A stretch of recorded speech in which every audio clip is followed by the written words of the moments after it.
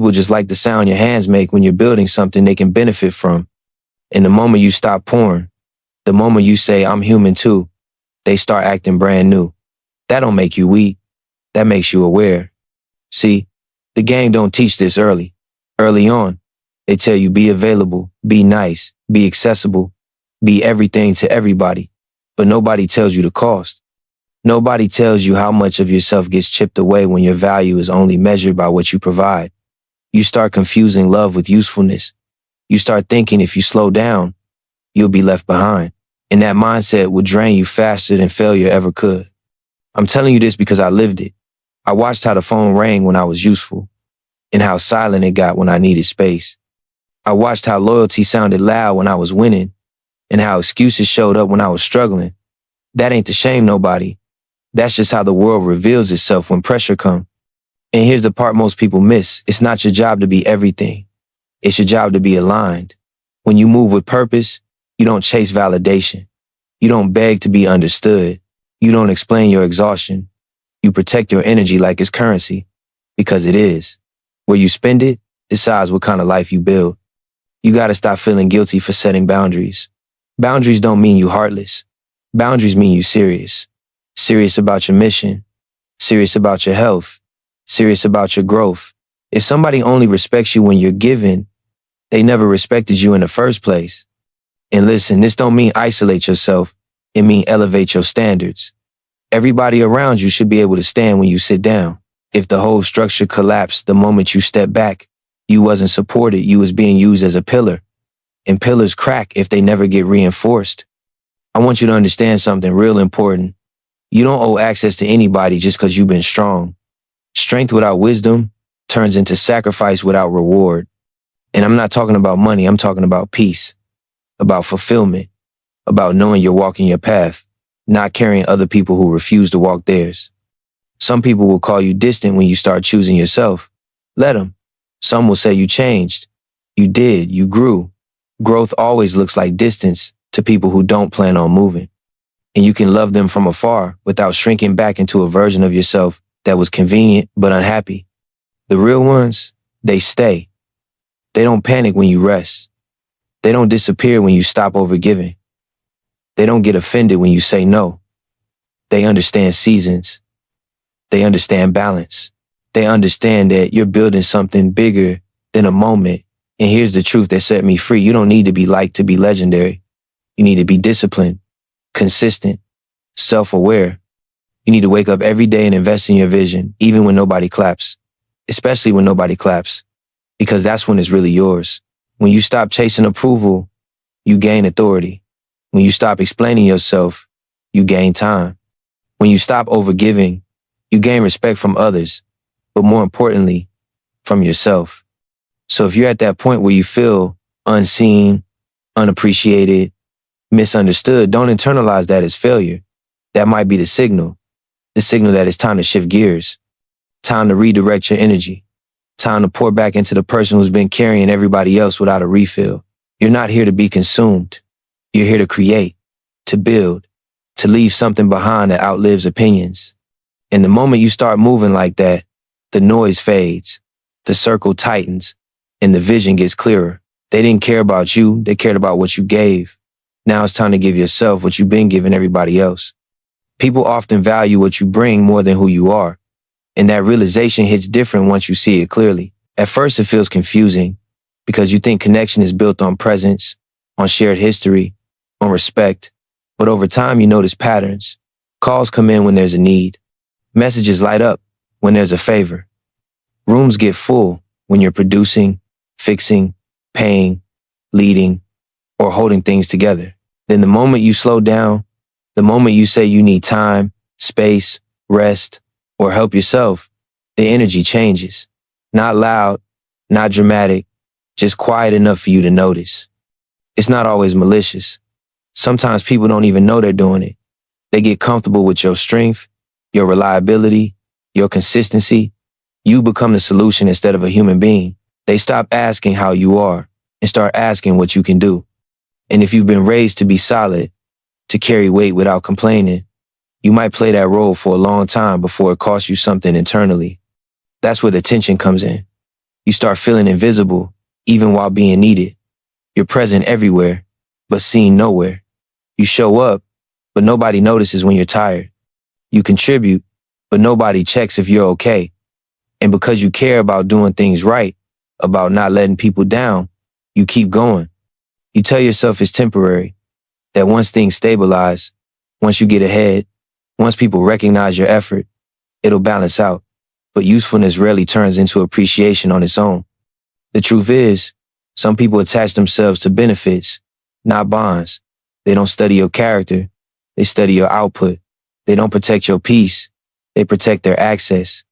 When you're giving, you're valuable. When you pause, you're inconvenient. And if you don't understand this early, you can spend years overextending, thinking loyalty is measured by how much you sacrifice.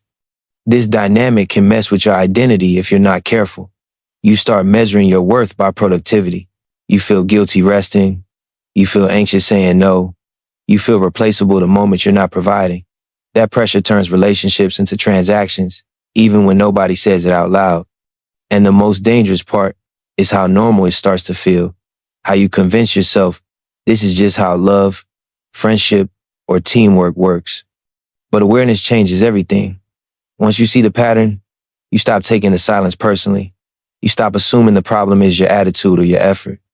You realize that people who only show up when you're useful were never connected to you, only to the role you played in their life. That understanding doesn't have to make you angry. It just makes you more intentional. Intentional about where you give your time. Intentional about who gets access to your energy. Intentional about separating generosity from obligation. Because giving is powerful when it's chosen, but destructive when it's expected. You're allowed to exist without performing. You're allowed to be present without producing. You're allowed to be valued for your perspective, your integrity, your presence, not just your results. When you start honoring that, some people will drift, not because you did something wrong, but because the arrangement changed. And that's okay. Space reveals truth. Silence reveals motives. And clarity reveals who actually values you beyond what you bring to the table, who checks on you when there's nothing to gain, who stays connected when you're not carrying the load. Overgiving without boundaries slowly drains purpose and self-respect, even when your intentions are pure. It starts with good motives. You want to help. You want to be reliable. You want to be counted on. You tell yourself being there for everyone is strength. That sacrifice is honorable. That pushing through exhaustion proves commitment. At first, it feels empowering to be the one people depend on, the one who shows up when things fall apart. But when giving becomes automatic and boundaries disappear, something inside you begins to erode. You stop checking in with yourself. You ignore signals of fatigue, resentment, and burnout because you trained yourself to prioritize needs that aren't yours. You start saying yes before you even hear the full question. You adjust your schedule, your goals, even your values to accommodate other people's comfort. And because you don't complain, nobody assumes you're struggling. Your silence becomes permission. Purpose gets blurry in that space. Instead of moving intentionally toward what matters to you, your energy gets scattered. You're busy all the time, but not fulfilled. Active, but not aligned. You're investing hours, effort, and emotion, yet your own vision keeps getting postponed. Over time, you can't tell if you're building a life or just maintaining other people's expectations. Self-respect takes the quietest hit, not all at once, but in small compromises. Each time you ignore your limits, you teach yourself that your needs are negotiable. Each time you give more than you can afford, you reinforce the idea that your role is to serve, not to choose. And the more you do that, the harder it becomes to advocate for yourself without guilt. You start feeling wrong for wanting balance. You start questioning whether rest is earned or selfish. People respond to what you allow.